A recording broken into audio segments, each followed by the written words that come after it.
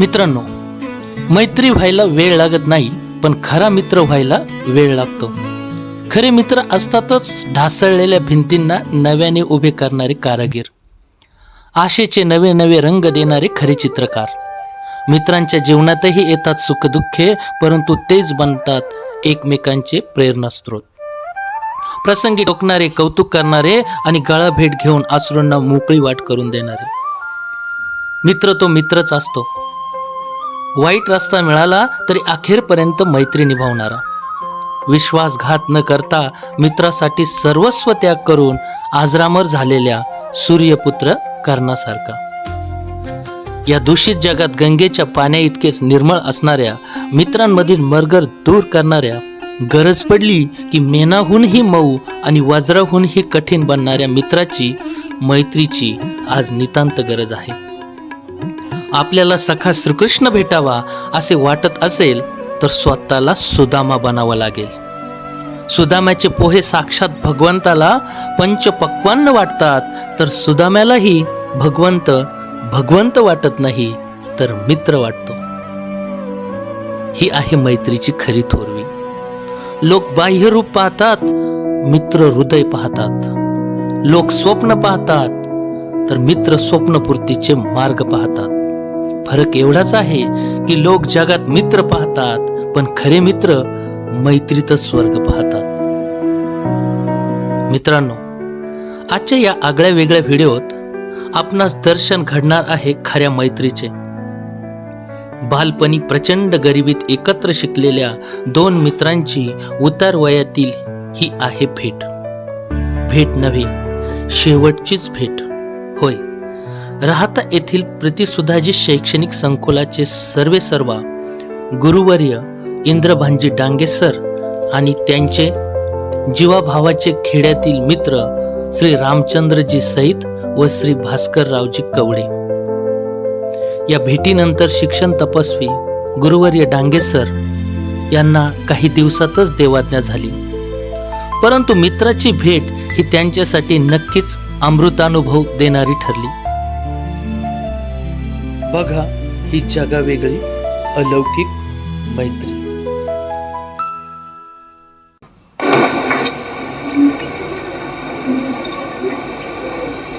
मी वाहत चाललो होतो, परंतु त्या पात्रातून अडगतपणे सरांनी मला शब्दांच्या पलीकडे काही त्या सुप्त शक्तीचा उठाव तर म्हणा. काही मी घरी गेलो, परंतु मी स्वतःला श्रीमंत समजतो का? असे भगवंतांनी देवदूत पाठवले प्रिस्ट माझ्यासाठी. Really I am proud of it. There is no substitute to the hard work at all. त्यांच्या कठोर परिश्रमाला पर्याय नाही. आम्ही एकत्र शाळेत होतो. शाळेत असतात काही नाही, माझ्या मित्राजवळ काहीच नव्हतं.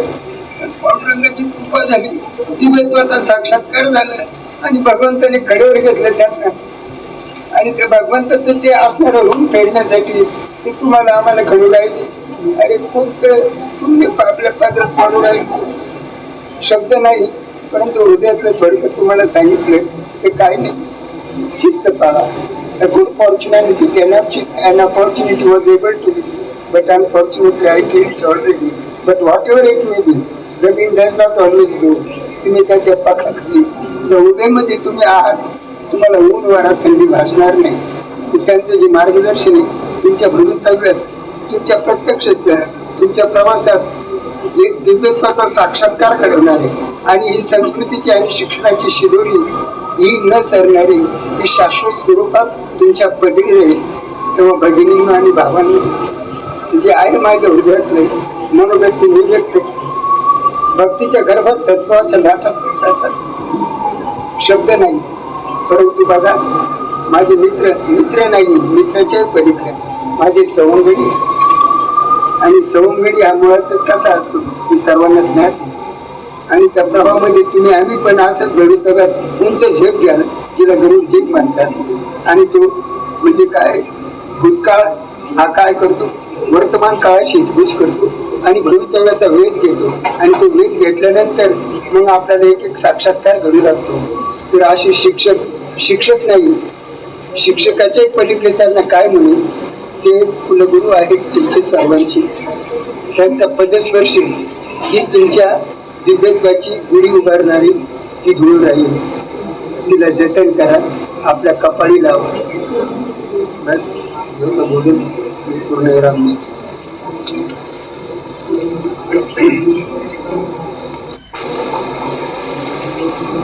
शब्द नाही मित्रांनो, भाव येतात अक्षरशः. आणि भाव त्याला पैसा लागत नाही, भगवंताने दिलेले असतात, ते सहज बाहेर पडत नाही. असो, सुखी राहा. इतकं चांगलं दैवत तुम्हाला प्राप्त झाले, स्वीकार करा. उद्याचं भविष्य तुमची वाट पाहते, उद्याचा विषयकाल तुमची प्रतीक्षा करते. त्याला सामोरे जा, कारण तुमच्या पाठीमागे असणारं बळ हे अतुलनीय आहे. त्याचा स्वीकार करा आणि आपल्या आयुष्याची पुढे उभा राहा.